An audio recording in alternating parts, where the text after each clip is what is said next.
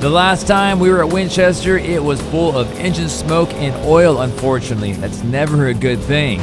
But before the race even got started, Bailey and I had to team up on an electrical issue that I couldn't quite get my hands wrapped around because, well, they were too big and hers fit just perfectly. And if it wasn't for her, we wouldn't even got on the racetrack. Good job, babe. You got it. What's up, guys? All right, we got to the racetrack. Finally, we blew a tire in the trailer, so we had to go back to the house, grab another trailer.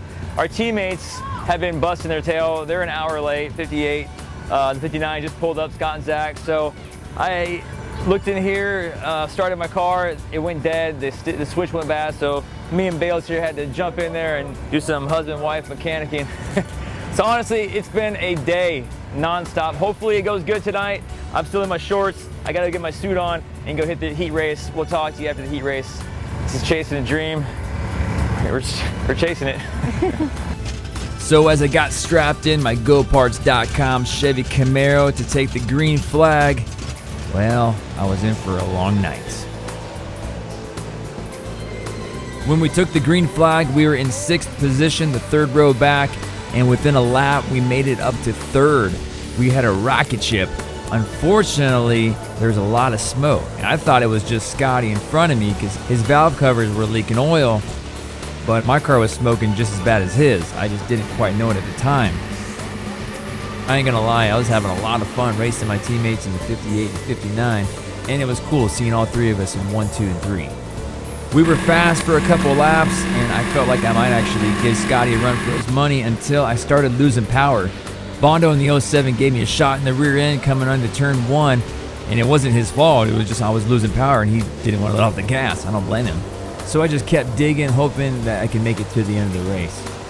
He gave me another shot going down the back straightaway, and at that time I started realizing something was going on. Bondo pulled down low to make a pass. He passed me, and so did the 09. So I pulled off the racetrack, waved everybody by, and headed back to the pits to try to figure out what was going on with the old hot rod. We were running good. 58, 59 made to the front pretty fast, and then I started losing power after like 3 or 4 laps, and they started picking me off. And I didn't know what was going on, and started smelling engine oil. Popped the hood on this thing. I don't know where it's coming from, but we're definitely have an issue. So we'll see if we can fix it, see what it is. If it's fixable, then we'll get out there. If it's gonna damage the engine, I'm not gonna take a chance. We'll see what happens. There was oil on both sides of the engine, and although the guys tried their best to fix it, our crew chief for our teams, Tony, he said, man, he's like, it's not good news, buddy. He's like, anytime you have that much blow-by coming out of your breathers on your valve covers, yeah, you probably got bigger problems. Go out there, make a couple laps, bring it in, and get your money. So I guess that's what we decided to do. Unfortunately, I didn't quite make it a couple laps. I looked down and noticed the water temperature was skyrocketing and I was losing oil pressure fast, and the problem just got worse. We broke what was left of the piston, the oil and the water started mixing, I lost power and oil pressure, so I pulled it to the inside of the track, therefore I wasn't hurting the engine anymore. And that's where I ended up watching the rest of the race, which is never fun.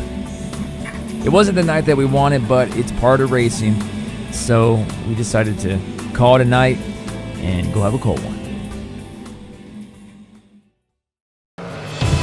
Stay tuned right here on Chasing a Dream for the next video blog coming out from Duck River as we take on this track next. What's up, guys? So the night didn't go exactly as planned. We tried the high bake small track. There was a huge hole, there's a lot of action, and I left the track with 3 wheels instead of 4. So stay tuned right here on Chasing a Dream, because this one you don't want to miss.